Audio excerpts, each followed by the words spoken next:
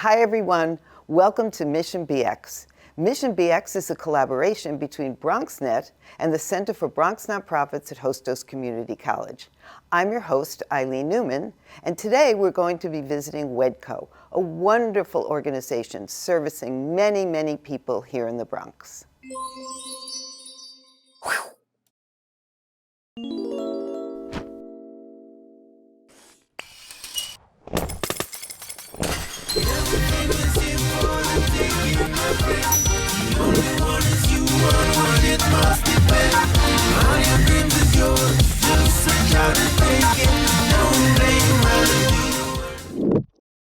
And I'm very excited to be here with all of you because I actually, if people want to go through the backstory of the show, we actually came to WHEDco years ago when two of you, I think, were at least here. But now it's a whole other WHEDco because we came into a different building and now it's this amazing building that we're in. So I'm going to read a statement that's in your information about WHEDco because I think it's one of those amazingly incredible statements. So this is why WHEDco exists. WHEDco was founded in 1992 on the radically simple ideas that all people deserve to live in healthy, vibrant communities. For the past 30 years, we have worked with Bronx families to identify and respond to community needs connecting 40,000 people each year to access and resources all families need to thrive. Simple, but incredible.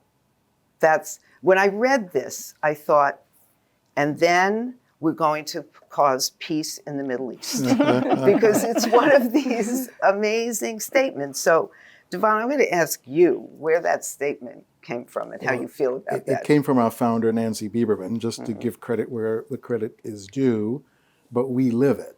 It's one of the things that we have held to because it's simple, but as you've pointed out, rather elusive because of the grander systems that are at play. It doesn't mean that we should stop. We have to keep pushing till we get to that place where people show up where they deservedly need to be. Yeah. So, and I also want to talk about how you all feel about being here, because I think two of you at least, I don't know how long you've been here. 14 and a half years, oh, yeah, almost okay. 15. Everybody's been here for a really long time. And Maxine and I are at 25. So, I going know, on we were 26, talking about that. So how did you get here, and what have you seen, and what have you felt throughout these years? Anybody?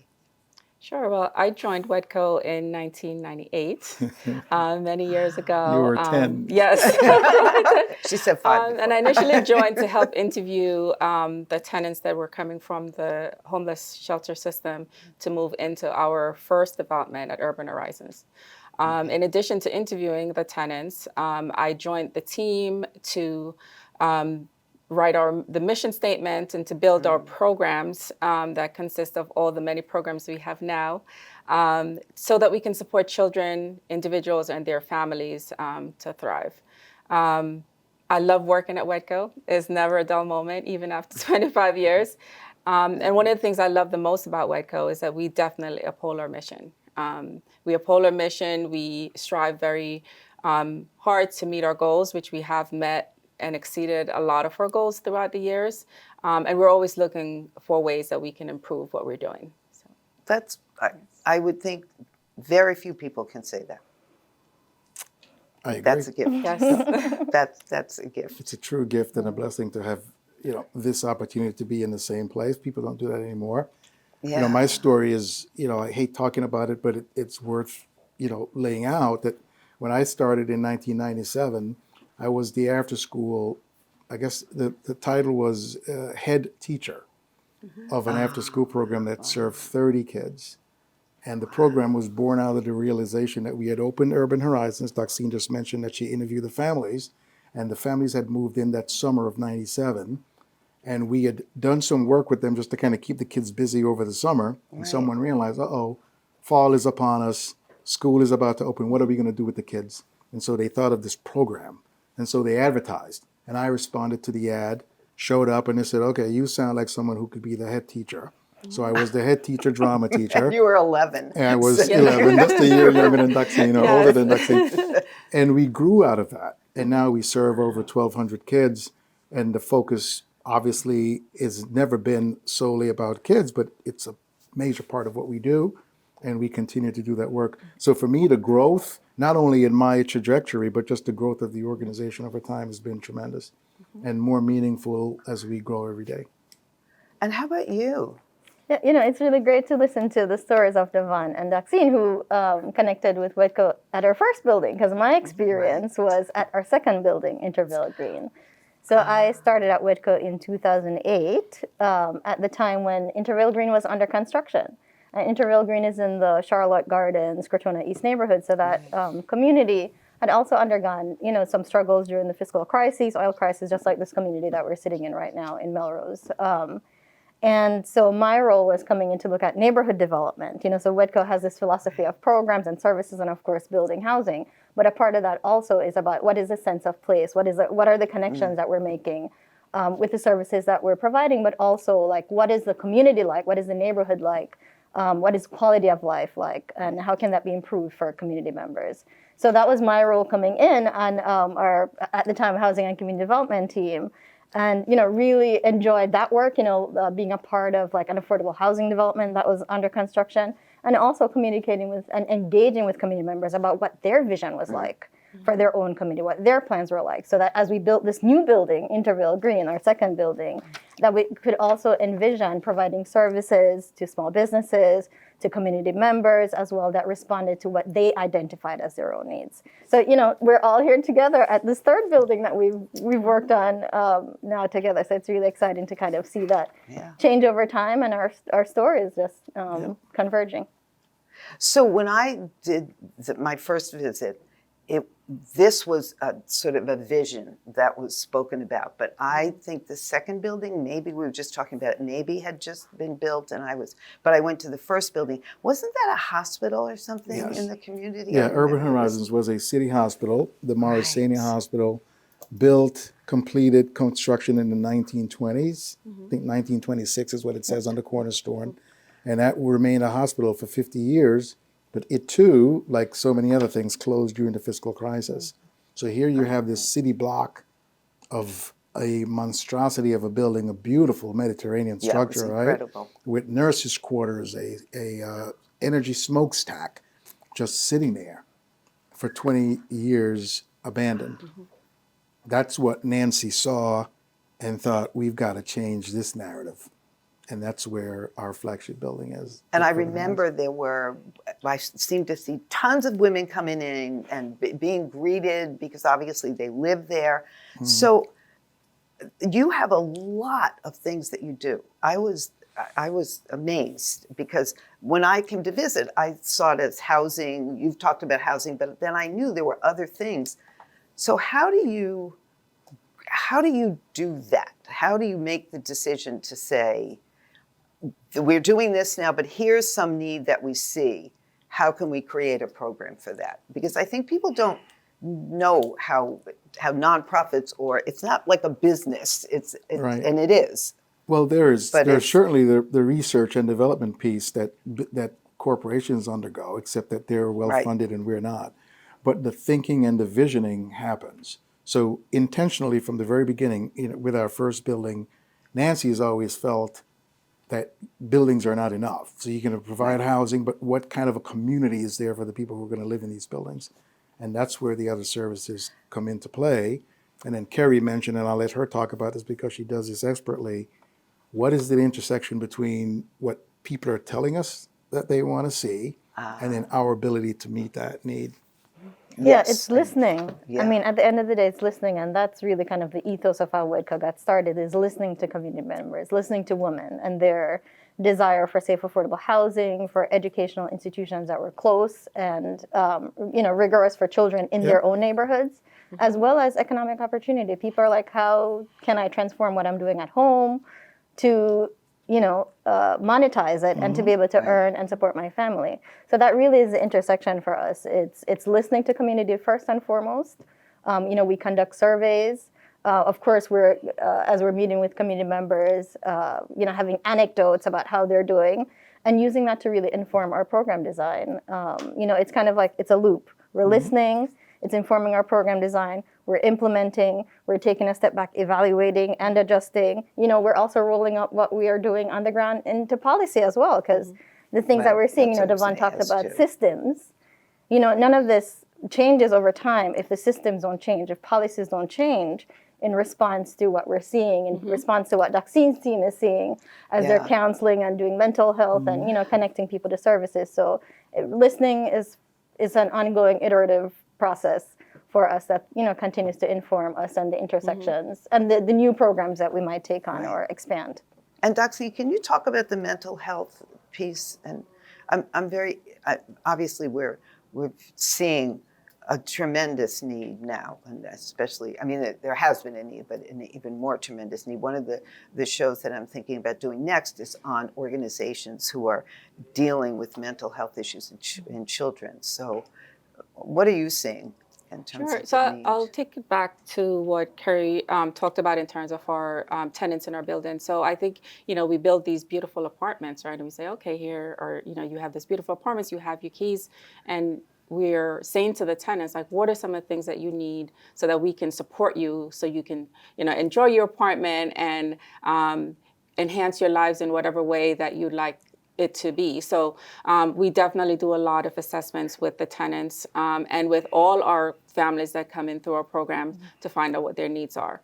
A lot of our families, our children, individuals, their parents are experiencing a lot of stressors, whether it's on parenting or social and emotional issues, anxiety, depression. And we initially did not have a mental health provider on site. And as we assessed the need within the community, general community, and also our tenant population, we created a position for our clinicians to be on site to provide the support to our tenants and also to community members. Additionally, through our partnership programs with the DOE schools, where we run our after school and extended day programs, we also have clinicians in those schools. And their primary clients are usually the students, but we don't just work with the students, we work with the entire family because we can't affect changes just by providing one particular type of service. So we have definitely seen the need for mental health services increased over the years, and we're always looking for additional funding and ways in which we can really enhance what we're providing so the families can get what they need. So I know there's a food element too, because I remember the conversation about the rooftop and so where is that? Where does that rooftop garden? Where does that sit so here? there are two rooftop farms. There's one at Innerville Green, and then there's one in this building where we're sitting at Bronx Commons.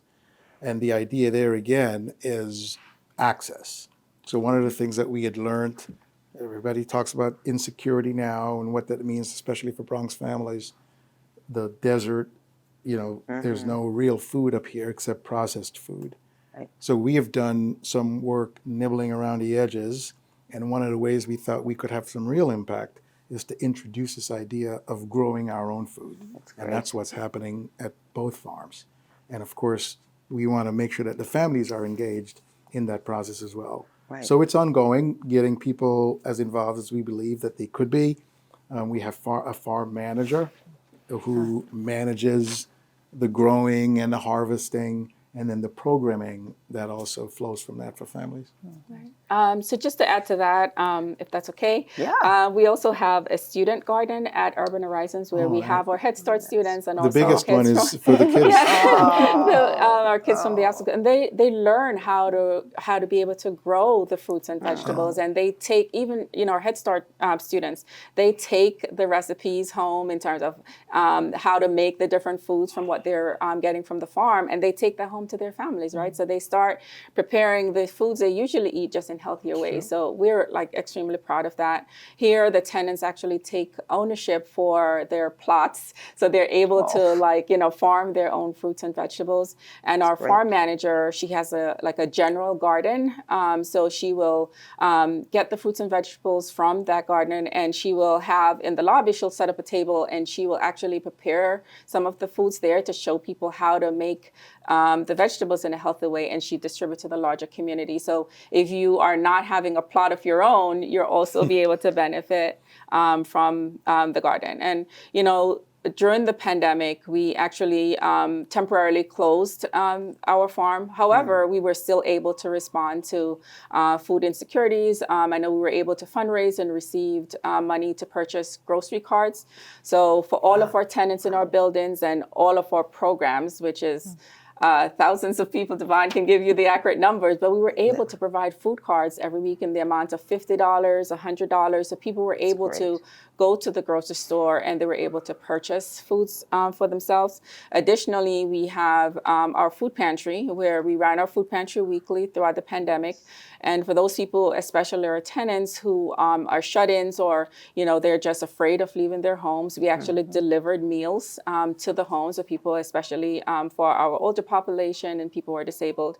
So we were able to be there and let the tenants know, the parents from our schools, from our Head Start, to know that, you know, we are there to support them and provide them. And, you know, similarly with our Head Start parents. So we're also able to provide hot meals every Wednesday to our families. So although the farm wasn't open, we definitely were able to address the food insecurity as much as we could.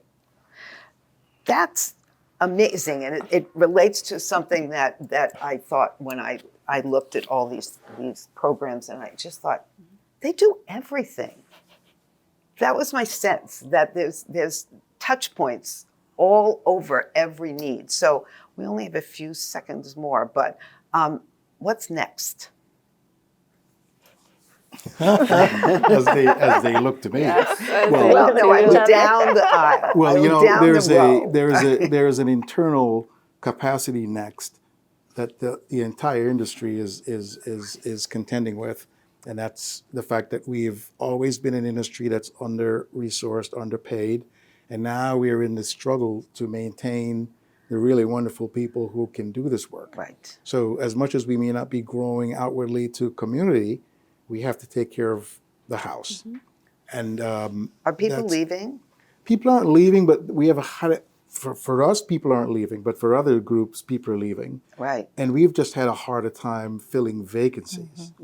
So we have several currently, and it takes a while to fill them. We have been doing a pretty reasonable job of increasing wages to really make sure that people are not suffering, but it's a challenge. So here's what you have to do. I'll give you that little commercial. I don't think you've sent them over to the applications or the announcements. Send it to us, because we send things out at the center, because we send things out to 1,300 people. And they're people who we've interacted with who are in the nonprofit world. Right.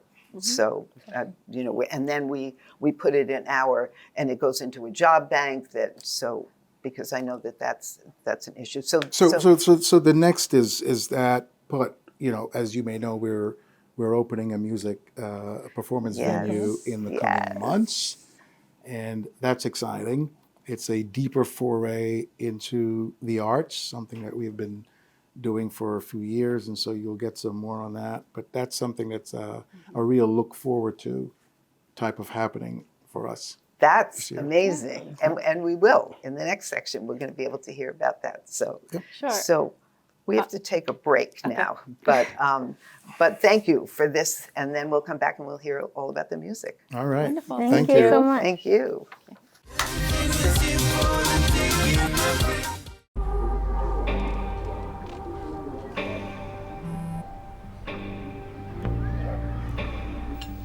I don't know why you're so sad. You've got a roof over your head. Bro, you gotta stop with that depression stuff. That's a white people thing. Escúchame, en esta casa los hombres no lloran.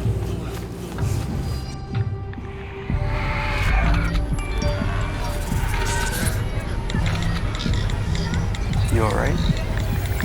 It just feels like it's coming from everywhere. Do you want to talk about it? Thanks for hearing me out, bro. Appreciate it. You can talk to me if you're feeling sad. Whenever you need to talk, I'm here, okay?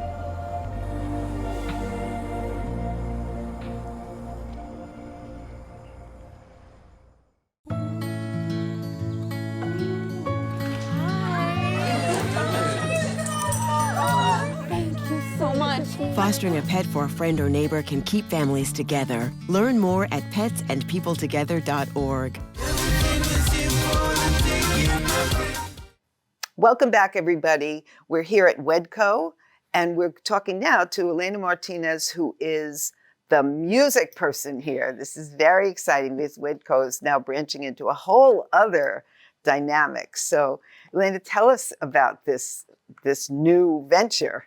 So the Bronx Music Heritage Center, which is a separate program from WHEDco. You probably heard about the home-based childcare and the school programs. They have all these different programs, but we're their cultural arm. We're the cultural arm of WHEDco.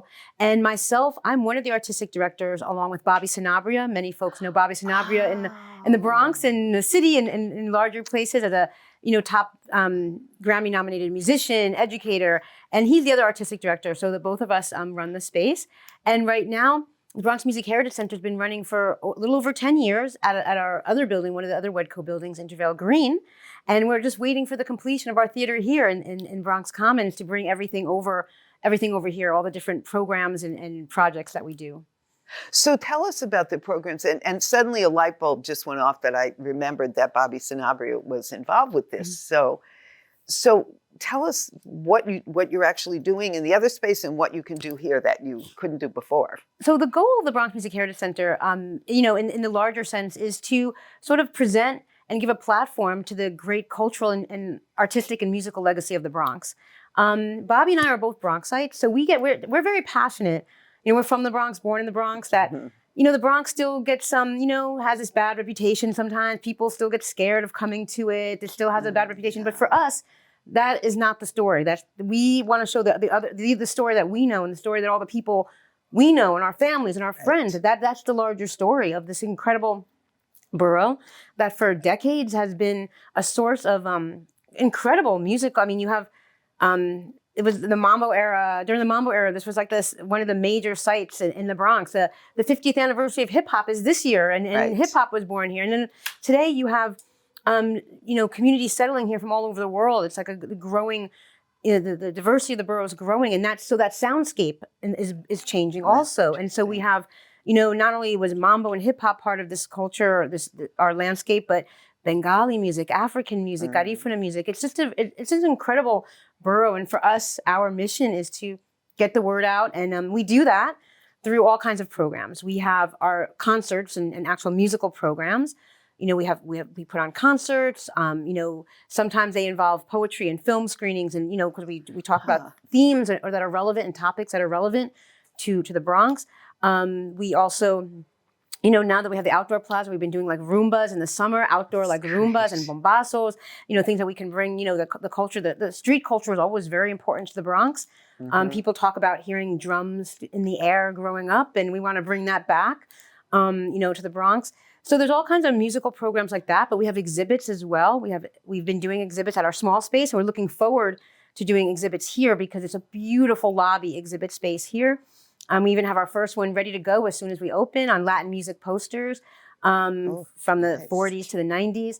And then if we do music program too, music education. So at our small space, we have classes of conga, piano, guitar, different dance classes, and we'll bring all that over here to the new space, but hopefully enlarging all of it as well in the bigger space. So how long have you been here, where? Just over 10 years in the other space. So we just got finishing 10 years. When they first opened the little storefront space in Intervale Green, the Bronx Music Heritage Center, we've been doing work there. And I'm gonna miss it. It's a cute, beautiful little space. It's a very intimate space for small, different small programs that we do. But we're looking forward to bringing everything here. And I must say what's really been, to me, very exciting is that we always, artists we work with, we always bring people through and different artists or organizations that want to, maybe do something at the space. When we bring people through there, everyone's just amazed. They're just, oh my God, this is so beautiful. And that really is good for us to hear because we're like, okay, we want to get in here and start our programming, but everyone seems really excited. The community seems really excited for it. And that makes us sort of like really enthusiastic to do things here. And how did you get involved? Do you have a music background? You have clearly the love of the Bronx, which is great. I actually, interestingly enough, my background isn't music. I don't read a note of music at all. I'm not a musician. I'm a folklorist, and I training as a folklorist, and I still do work there downtown at City Lore, and I'm a folklorist there. Right. And I worked on a film called From Mambo to Hip Hop, which was on PBS. It was award winning, and I got to work with a lot of musicians and about the the musicians and the scene that was here in the Bronx throughout the Mambo era into the hip hop era, and so I became sort of like known for that work. I worked with a lot of musicians and did a lot of musical programming. So even though I started off with folklore in terms of like material culture and textiles and things like that, now I've done a lot more with music, and Bobby had worked really closely with me on the film, and so everyone to know we're also partners. So we're always working closely on all this. So Nancy Biberman, who was the founder of WHEDco, was on I guess we were asked to be on the board originally. I think the BMHC's board when they were first starting this out. And we met Nancy, and Nancy asked us to, we want to curate some programming. So we just started curating some programs, and then things got off the ground, and we were lucky to become artistic directors, which is beautiful for us because it's just, again, we're back in the Bronx, devoting a lot of work in the Bronx. And Bobby grew up in this neighborhood. Bobby grew up just a few blocks away in Melrose Project. So it's like coming home. So it's like really coming home. That's a great Bronx tale. That's a completely great story. And I think it's so interesting that WHEDco decided that this was going to be part of what they do. When I just said in the other segment that they do everything. So why wouldn't they do this? Well, I think it's not the official mission. Like if you go on the website, see the mission statement, not the official mission statement, but I remember always hearing from people who worked here, WHEDco doesn't just build buildings, they build community. Right. And so this idea that like you can build beautiful housing, but what else do people need? They need good food, they need education. Exactly. And they need arts and culture. And so WHEDco has their hand in all of that to try to like bring all of that. And I think the arts and culture are just so important. I guess, there's been studies, right? How important it is. People need that. And education, it helps in education and just having dignity of place, right? Feeling dignity of place where you live. And also having access to things that traditionally I think people would think, oh, that's not something I can afford, or because many of the venues are not affordable to most communities. Yeah, and that's really important to us too, because one of the things too, we want to make sure that everything we do here, Bobby is a Grammy-nominated musician, but he performs here, works here. All the artists we work with are of the highest caliber. We work with people from the community, but we also are able to bring in, there's a lot of people in our community who are also incredible, right? So we can bring in the highest caliber artists, all our teaching artists. Some of our teaching artists have worked on Broadway. We want to make sure that we can bring the best to the community here and have access to it. And we just ran out of time. So that was the best way we could possibly have ended this conversation. But thank you, and good luck with all this. In the back of my mind, I'm thinking, good luck, but have fun, because this sounds like great fun. So thanks for taking the time to talk with us. Oh, thank you. That's all we have time for today. But I hope you enjoyed the visit to WHEDco. And if you didn't have a chance to see all of it, or you'd like to watch it again, just go to bronxnet.tv. And please join us on our next visit to another wonderful nonprofit in the Bronx. All